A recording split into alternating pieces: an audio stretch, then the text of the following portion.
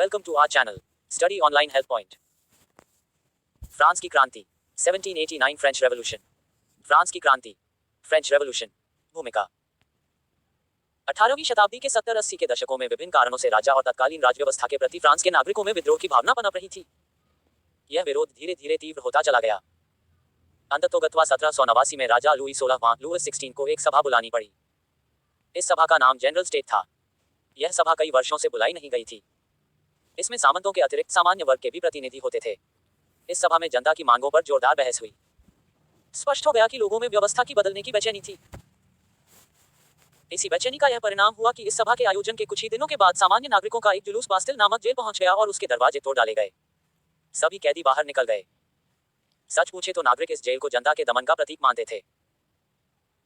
कुछ दिनों के बाद महिलाओं का एक दल राजा के वर्साय स्थित दरबार को घेरने निकल गया, जिसके फलस्वरूप राजा को पेरिस चले जाना पड़ा। इसी बीच जनरल स्टेट ने कई क्रांतिकारी कदम भी उठाना शुरू किए, यथा मानव के अधिकारों की घोषणा, मैट्रिक प्रणाली का आरंभ, चर्च के प्रभाव का समापन, सामंतवाद की समाप्ति की घोषणा, दास प्रथा के अंत की घोषणा आदि। जनरल स्टेट के सदस्यों में मतभेद भी हुए। कुछ लोग क्रांति के गति को धीमी रखना चाहते थे, कुछ अन्य प्रखर क्रांति के पोषक थे। इन लोगों में आपसी झगड़े भी होने लगे, पर इनका नेतृत्व कट्टर क्रांतिकारियों के हाथ में रहा। बाद में इनके एक नेता मैक्सिमिलियन रोबेस्पियर हुआ, जिसने हजारों को मौत के घाट उतार दिया। उसके एक वर्ष के नेतृत्व को आज भी आतंक का राज, रेन ऑफ टेरर कहते हैं। इसकी परिणति स्वयं लुई 16 और उसकी रानी की हत्या से हुई। राजपरिवार के हत्या के पश्चात यूरोप के अन्य राजाओं में क्रोध उत्पन्न हुआ और वे लोग संयुक्त सेना बनाकर क्रांतिकारियों के विरुद्ध लड़ने लगे। क्रांतिकारियों ने भी एक सेना बना ली, जिसमें सामान्य वर्ग के लोग भी सम्मिलित हुए। क्रांति के नए नए उत्साह के कारण क्रांतिकारियों की सेना बार बार सफल हुई और उसका उत्साह बढ़ता चला गया। यह सेना फ्रांस के बाहर भी भूमि जीतने लगी। इसी बीच इस सेना का एक सेनापति, जिसका नाम नेपोलियन बोनापार्ट था, अपनी विजयों के कारण बहुत लोकप्रिय हुआ। इधर फ्रांस के अंदर कट्टर क्रांति से लोग ऊब चुके थे।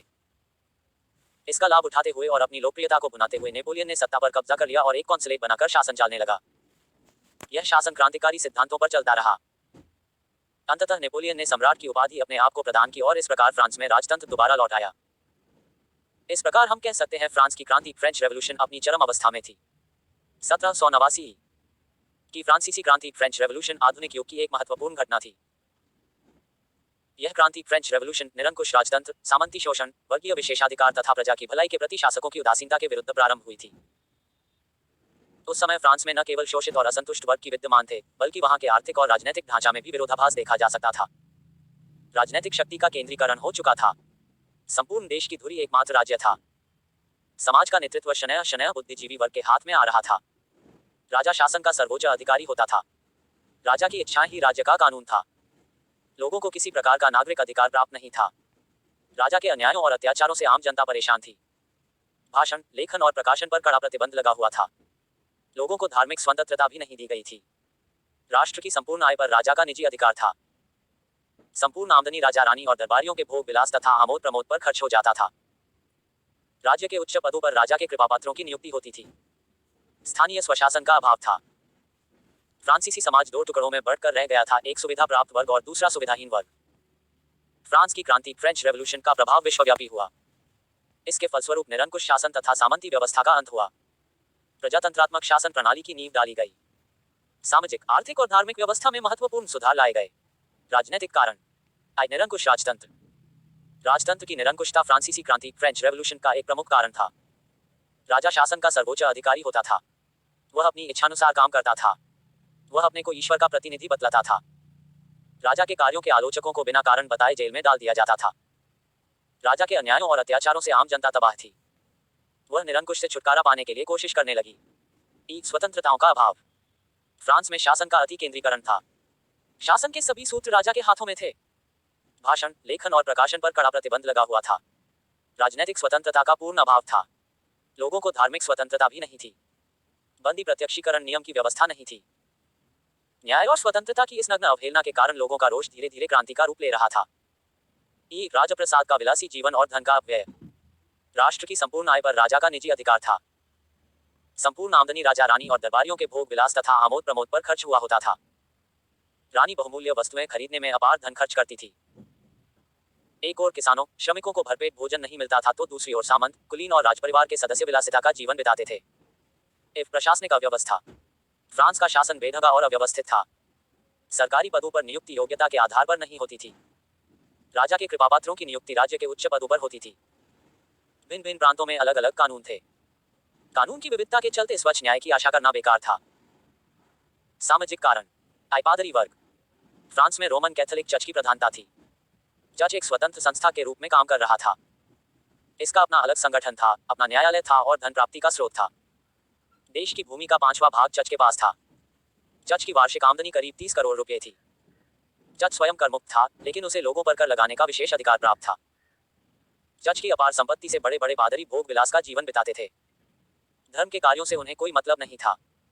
वे पूर्णतया सांसारिक जीवन व्यतीत करते थे। कुलीन वर्ग। फ्रांस का कुलीन वर्ग सुविधायुक्त एवं संपन्न वर्ग था।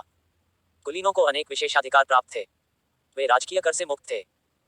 राज्य, धर्म और सेना के उच्च पदों पर कुलीनों की नियुक्ति होती थी। वे किसानों से कर वसूल करते थे। वे वर्साय के राजमहल में जमे रहते और राजा को अपने प्रभाव में बनाए रखने की पूरी कोशिश करते थे। कुलीनों के विशेषाधिकार और उत्पीड़न ने साधारण लोगों को क्रांतिकारी बनाया था। कृषक वर्ग।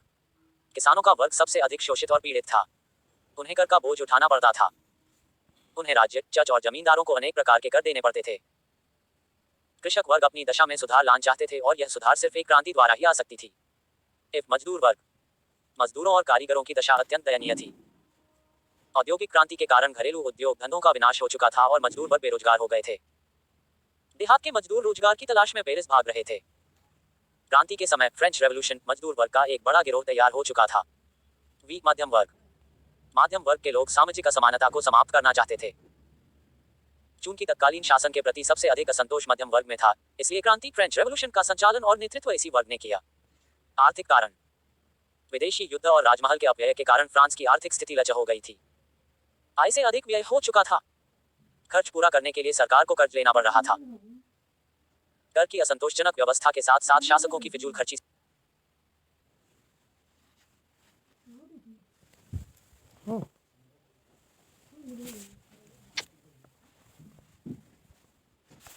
कर की असंतोषजनक व्यवस्था के साथ साथ शासकों की फिजूल खर्ची से फ्रांस की हालत और भी खराब हो गई थी। बौद्धिक जागरण। विचारकों और दार्शनिकों ने फ्रांस की राजनीतिक एवं सामाजिक बुराइयों की ओर लोगों का ध्यान आकृष्ट किया और तत्कालीन व्यवस्था के प्रति असंतोष, घृणा और विद्रोह की भावना को उभरा। मॉन्टेस्क्यू, वोल्टेयर, जीन जाक रूसो के विचारों से मध्यम वर्ग सबसे अधिक प्रभावित था। मॉन्टेस्क्यू ने समाज और शासन व्यवस्था की प्रशंसा पावर सेपरेशन थियरी का प्रतिपादन किया। वोल्टेयर ने सामाजिक एवं धार्मिक कुप्रथाओं पर प्रहार किया। रूसो ने राजतंत्र का विरोध किया और व्यक्तिगत स्वतंत्रता पर बल दिया। उसने जनता की सार्वभौमिकता के सिद्धांत principles of rational and just civic association का प्रतिपादन किया। इन लेखकों ने लोगों को मानसिक रूप से क्रांति के लिए तैयार किया। सैनिकों में असंतोष। फ्रांस की सेना भी तत्कालीन शासन व्यवस्था से असंतुष्ट थी। सेना में असंतोष फैलते ही शासन का पतन अवश्यंभावी हो जाता है। सैनिकों को समय पर वेतन नहीं मिलता था। उनके खाने पीने तथा रहने की उचित व्यवस्था नहीं थी। उन्हें युद्ध के समय पुराने अस्त्र शस्त्र दिए जाते थे। ऐसी स्थिति में सेना में रोष का उत्पन्न होना स्वाभाविक था। फ्रांसीसी क्रांति के परिणाम।